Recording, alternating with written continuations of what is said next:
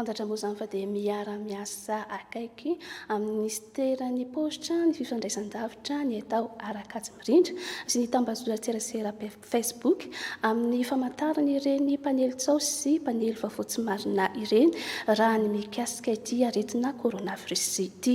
Mora fantarina ireny mpanelitsao ireny araka ny nambaran'ny ministry ny postra izay nanamafy ny fepetra ho raisina maritra Ramarikoto sy Rodriguez Afamaly. Foanana avy hatrany ny compte Facebook manaparitaka vaovao tsy marina momba ny aretina coronavirus araka ny fanazavana nomeny ny ministra mipositra ny fifandraisan-davitra ary ny haitao arak'azy mirindra. Misy ny fiara-miasa matotra eo amin'ny tambazotra tserasera Facebook sy ny ministera izay nanangana sapandrara manokana amantatra ireo compte fake sy ny mpanaparitaka tsao. Tambazotra sosialy dia misy eo amin'ny 3 hetsy sy 2 tapitrisa eo ny mpampiasa an'izany. Dia misy 700 isan-jatony mampiasa ny atao hoe Facebook, izany hoe 9 hetsy sy 1 tapitrisa. Dia tafaresaka tamin'ny orinasa Facebook ny tenanay sy ny ekipa teto amin'ny MPTDN.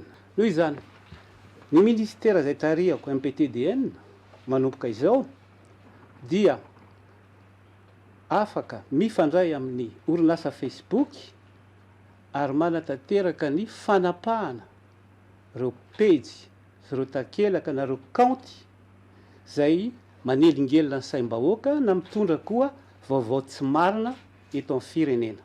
Na compte rehetrarehetra miopefy araka ny tsy tokony ho izy amin'izao fiparihan'ny coronavirus izay.